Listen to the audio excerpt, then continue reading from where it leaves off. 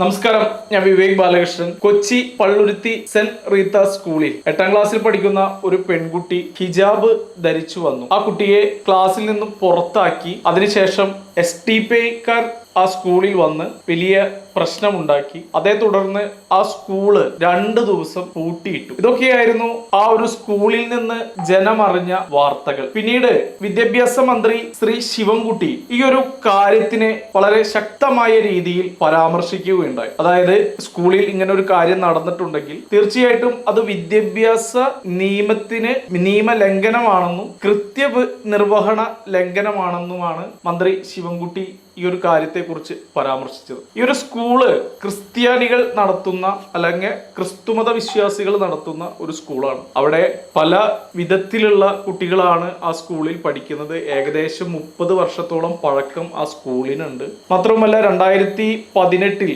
കോടതി ഒരു നിയമം പാസ്സാക്കിയിട്ടുണ്ടായിരുന്നു. സ്കൂളിന്റെ എല്ലാ നിയമങ്ങളും അനുസരിച്ച് വേണം വിദ്യാർത്ഥികൾ സ്കൂളിലേക്ക് വരാൻ എന്നുള്ളതാണ്. അതിൽ പ്രധാനമായിട്ടും യൂണിഫോം നിർബന്ധമാണ്. നമുക്കൊക്കെ അറിയാം, നമ്മളൊക്കെ പഠിക്കുന്ന സമയത്ത് ഏതെങ്കിലും ഒരു പാന്റ് ഒന്ന് മാറിയിട്ടാൽ അല്ലെങ്കിൽ ഷർട്ട് മാറിയിട്ടാൽ നമ്മളെയൊക്കെ സ്വാഭാവികമായിട്ടും ഒരു പീരീഡോ അല്ലെങ്കിൽ ഒരു 10 മിനിറ്റോ ഒക്കെ ക്ലാസ്സിൽ നിന്ന് പുറത്താക്കുന്ന ഒരു സിസ്റ്റം ഒക്കെ ഉണ്ടായിരുന്നു. അത് ഇത്ര വലിയ തെറ്റാണെന്നോ അല്ലെങ്കിൽ അത് വലിയ സംഭവമാണെന്നോ നമ്മുടെ മാതാപിതാക്കളോ അതുപോലെ തന്നെ അന്നത്തെ ആരും തന്നെ അതത്ര വലിയ വിവാദമാക്കിയിട്ടുണ്ടായിരുന്നില്ല. ഇവിടെ മന്ത്രി ശ്രീ ശിവൻകുട്ടിയുടെ ഭാഗത്ത് നിന്നുണ്ടായ ഒരു പരാമർശമാണ് ഇത് ഏറ്റവും കൂടുതൽ വിവാദത്തിലേക്ക് കൊണ്ടെത്തിച്ചത് എന്ന് തോന്നുന്നു. കാരണം ഒരു ഇടതുപക്ഷം അല്ലെങ്കിൽ CPMന്റെ ഒരു ഇപ്പോഴത്തെ ഒരു ചിന്ത എന്ന് പറയുന്നത് വളരെ വിഭ്രാന്തി നിറഞ്ഞ ഒരു കാര്യമാണ്. അവർ അയ്യപ്പ സംഗമം നടത്തി. അപ്പൊ തന്നെ അവരുടെ ശ്രദ്ധയിൽ വേറൊരു കാര്യം വന്നു. കാരണം ഹിന്ദുക്കളാണ് കൂടുതലും അയ്യപ്പ സംഗമത്തിൽ പങ്കെടുക്കുന്നത്. അപ്പോൾ ക്രിസ്ത്യാനികളും മുസ്ലിങ്ങളും എന്ത് വിചാരിക്കുമെന്ന് കരുതിയിട്ട് അവരപ്പം തന്നെ വേറൊരു കാര്യം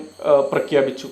അതെന്താണെങ്കിൽ ന്യൂനപക്ഷ സംഗമം എന്നതിന് പേര് കൊടുക്കാം എന്നൊക്കെ കരുതിയിട്ട്. അപ്പോൾ പലരും വിമർശിച്ചൊരു കാര്യം എന്ന് വെച്ചാൽ മുസ്ലിങ്ങളുടെ വോട്ട് CPMന് കിട്ടില്ല എന്ന് ഉറപ്പ് വന്നതുകൊണ്ടാണ് ഹിന്ദുക്കളെ സോപ്പിടാൻ വേണ്ടിയിട്ടാണ് ഇങ്ങനൊരു സംഗമം നടത്തിയത് എന്നാണ്. അതൊക്കെ വെച്ച് നോക്കിയാൽ മന്ത്രി ശ്രീ ശിവൻകുട്ടി നടത്തിയ പരാമർശം ഇങ്ങനെയാണല്ലോ. അതായത് ആ കുട്ടി ഹിജാബ് ഇട്ട് വന്നത് നിങ്ങൾ തടഞ്ഞതും ആ കുട്ടീനെ പുറത്ത് നിർത്തിയതൊക്കെ ഭയങ്കര വലിയ പ്രശ്നമാണ് എന്നുള്ളതാണ്. സ്വാഭാവികമായിട്ടും ന്യൂനപക്ഷമായ മുസ്ലിങ്ങൾക്ക് അതിൽ നിന്ന് സന്തോഷം കിട്ടുമെങ്കിൽ അല്ലെങ്കിൽ അവർക്ക് അതിൽ നിന്ന് അവരെ ഞങ്ങൾ സപ്പോർട്ട് ചെയ്യുന്നുണ്ട് എന്ന് അവരുടെ ഉള്ളിൽ എന്ന് തോന്നിയാൽ അത് ഞങ്ങൾക്ക് ഗുണം ചെയ്യും എന്ന് കരുതിയിട്ടാവണം ഒരു പക്ഷേ മന്ത്രി ശ്രീ ശിവൻകുട്ടി അങ്ങനെ പറഞ്ഞിട്ടുണ്ടാവുക. പക്ഷേ നിർഭാഗ്യവശാൽ അതെല്ലാം തിരിച്ചടിച്ചു എന്നുള്ളതാണ്. ഇത് സംഭവിക്കുന്നത് എവിടെയാണ്? ഒരു വിദ്യാലയത്തിലാണ്. അവിടുത്തെ നിയമം വളരെ വ്യക്തമായിട്ട് അറിയാം. ഇപ്പോ മുസ്ലിം കുട്ടികൾക്ക് അവരുടെ വസ്ത്രധാരണമാവട്ടെ അല്ലെങ്കിൽ അവരുടെ മത പഠനമാവട്ടെ എന്തു തന്നെ ആയാലും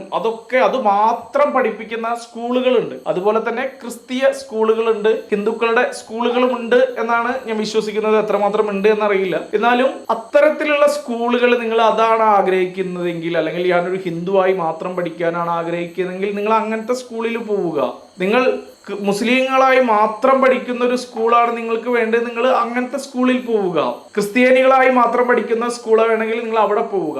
മനുഷ്യരായി പഠിക്കണം എന്ന് ഉണ്ടെങ്കിൽ മാത്രമേ ഇത്തരത്തിലുള്ള സ്കൂളുകളിലൊക്കെ നിങ്ങൾ പോവേണ്ടതുള്ളൂ. അപ്പൊ അങ്ങനെ പോകുമ്പോൾ അവിടുത്തെ നിയമാവലികൾ അവിടെ വരുന്ന വിദ്യാലയത്തിന്റെ അതേ രീതിയിൽ വരുന്ന നിയമങ്ങളെല്ലാം തന്നെ നമ്മൾ പാലിക്കാൻ ബാധ്യസ്ഥരാണ്. അത് നമുക്ക് ബാധ്യസ്ഥരല്ല എങ്കിൽ TC വാങ്ങി പോവുക. വേറെ സ്കൂളുണ്ട്, അവിടെ മാത്രമല്ലല്ലോ സ്കൂളുള്ളത്, എത്രയോ സ്കൂളുകളുണ്ട്, അവിടെ പോയി ചേരുക എന്നതാണ് മാന്യമായ ഒരു ചിന്ത എന്നാണ് എനിക്ക് തോന്നിയിട്ടുള്ളത്. ഇവിടെ STPI ഒന്ന് പ്രശ്നം ഉണ്ടാക്കിയപ്പോൾ മന്ത്രി ശിവൻകുട്ടി അവരുടെ ഭാഗം നിന്ന് അവരെ സപ്പോർട്ട് ചെയ്യുകയാണ് നൈസായിട്ട് ചെയ്തത്. വർഗീയവാദികളുടെ വോട്ടുകൾ ഞങ്ങൾക്ക് വേണ്ട എന്ന് പറഞ്ഞ CPMന്റെ മന്ത്രിയാണ് ഇങ്ങനെ ചെയ്യുന്നത് എന്നും കൂടി നമ്മൾ ആലോചിക്കണം. അതെല്ലാം രാഷ്ട്രീയപരമായിട്ടുള്ള കാര്യങ്ങളാണ് എന്നുള്ളതിനകത്ത് യാതൊരുവിധ തർക്കങ്ങളുമില്ല. ഇന്ന് രാവിലെ ആ സ്കൂളിലെ പ്രിൻസിപ്പൽ വളരെ വ്യക്തമായി ഇതിന്റെ കാര്യങ്ങളെല്ലാം തന്നെ പറഞ്ഞു. അവര് ഹിജാബ് ധരിച്ച് വന്നിട്ട് ആ കുട്ടിയെ പുറത്താക്കിയ ഒരു സംഭവം പോലും ഇവിടെ ഇല്ല.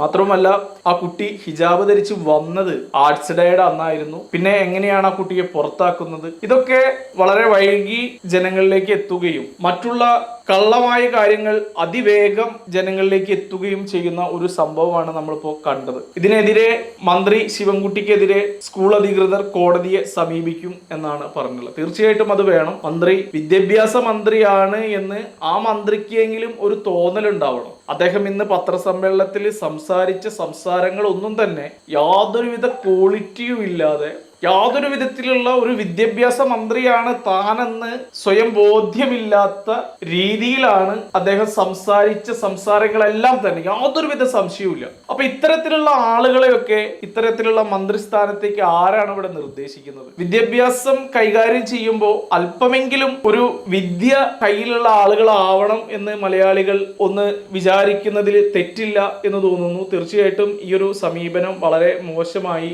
എന്ന് തന്നെയാണ് പറയാനുള്ളത്. മാത്രവുമല്ല, സ്കൂളുകളിൽ ഹിജാബ് ധരിക്കുക അല്ലെങ്കിൽ മറ്റുള്ള രീതിയിലുള്ള ശിരോവസ്ത്രം ധരിക്കുക, ഇതൊന്നും പാടില്ല എന്ന് പറയുന്നു. അപ്പോൾ അതൊരു നല്ല ക്വാളിറ്റി ആയിട്ടാണ് നമ്മൾ കാണേണ്ടത്. ഇപ്പോൾ ആ കുട്ടിക്ക് അങ്ങനെ ധരിക്കണം എന്നുണ്ടെങ്കിൽ, നിർബന്ധമുണ്ടെങ്കിൽ അത്തരത്തിലുള്ള ഒരു നിയമം ആ സ്കൂളിൽ ഉണ്ട് എന്നും പറയപ്പെടുന്നുണ്ട്. അങ്ങനെയാണെങ്കിൽ അവരത് ധരിക്കട്ടെ എന്ന് വെക്കുക.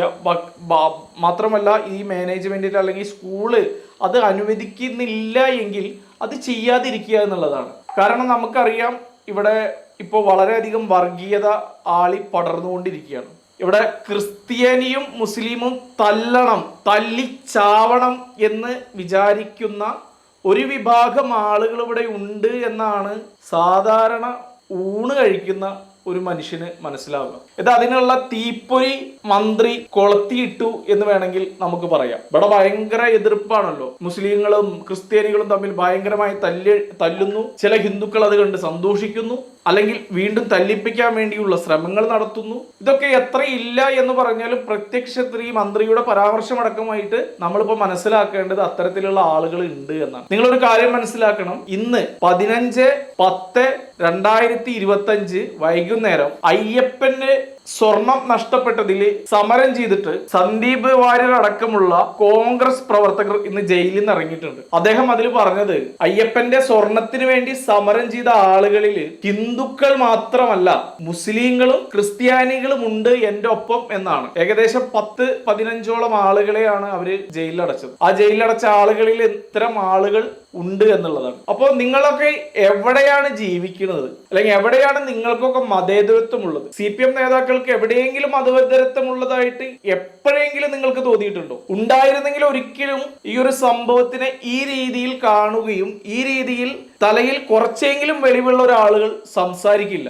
മതേതരത്വം ഉയർത്തിപ്പിടിക്കുന്ന ഒരാരും തന്നെ ഈ ഹിജാബ് സംഭവമായിട്ട് ഇത്തരത്തിലുള്ള പരാമർശം നടത്തില്ല, ഇത്തരത്തിലുള്ള ഒരു കാര്യങ്ങൾ പറയുകയുമില്ല. എന്തായാലും സ്കൂൾ അധികൃതരുടെ കാഴ്ചപ്പാടിൽ തന്നെ ആ കുട്ടി സ്കൂളിലേക്ക് വരാം എന്ന് പറഞ്ഞിട്ടുണ്ടെങ്കിൽ അതൊരു വലിയ കാര്യമാണ്. അതല്ല, ആ കുട്ടിക്ക് TC വാങ്ങി പുറത്തു പോയി പഠിക്കണമെന്നാണെങ്കിൽ അത് അങ്ങനെ തന്നെ ഉണ്ടാവട്ടെ. ഇതിനെ ചൊല്ലി കൂടുതൽ വിവാദങ്ങളിൽ എത്തിക്കാതിരിക്കുക.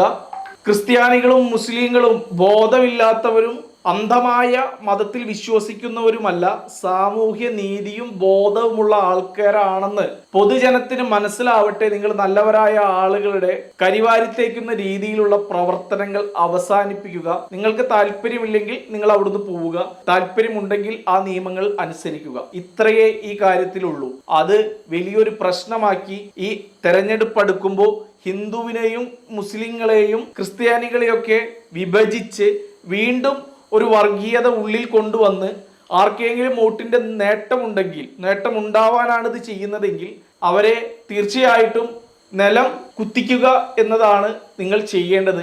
അതിന് നിങ്ങൾ ബോധത്തോടുകൂടി, നല്ല സമീപനത്തോടുകൂടി ഈ ഒരു കാര്യത്തെ നോക്കി കാണണം എന്ന് മാത്രമാണ് പറയാനുള്ളത്. നിർത്തുന്നു.